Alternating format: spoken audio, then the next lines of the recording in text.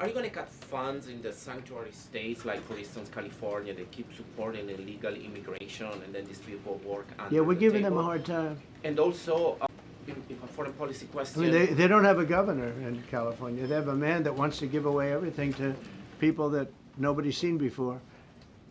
If we didn't go into Los Angeles with the military, which did a fantastic job, but if we didn't go into Los Angeles bringing in the National Guard, I would have brought the military if it was necessary, because you have to. We have the right to.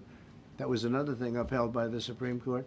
But if we didn't go in with the National Guard and be strong and tough, you wouldn't maybe have Los Angeles. It would be like the rest of California, the rest of Los Angeles. They lost 25,000 houses in a fire. They should have lost none. You know, I sent the water down. I had to break into their water supply because they just refused to do it. They're crazy. There's something wrong with them. They have plenty of water. They don't have droughts or anything. They have We let it come down from the Pacific Northwest.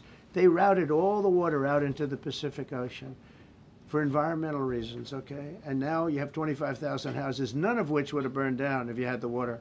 They didn't have water. They didn't have water for the fire pumps. They didn't have water in the sprinkler systems that people put in. So the answer is we're going to work with governors. We're going to work with radical left Democrats and Democrats, and we're going to make it good for everybody. We'll have to stop the crime in those. In the case of the cities, I think I can say just about all cities with heavy crime are run by Democrats. Go ahead.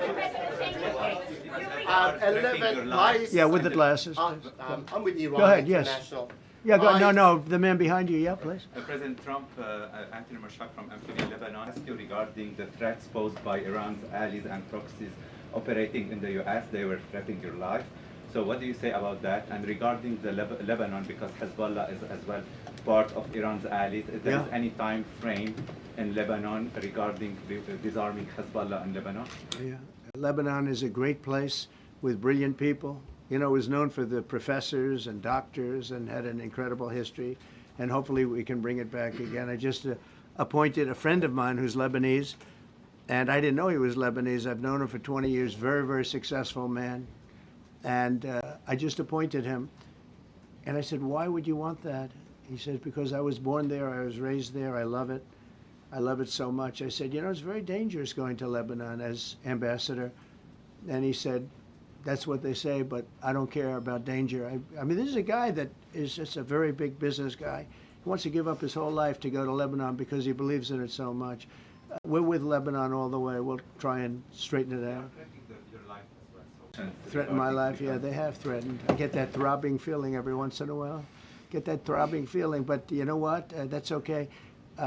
This is a dangerous business. What I do is a dangerous business. You know, I tell the story of the car companies and different people and different professions you have. Race car drivers, as an example. 0.1% die.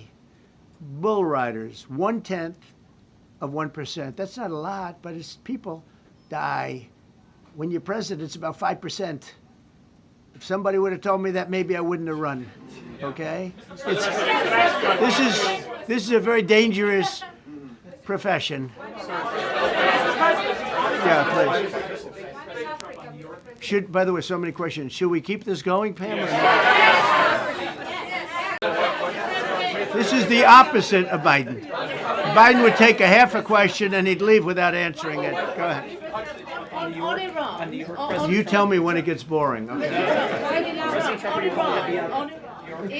If Iran. Are you from Iran?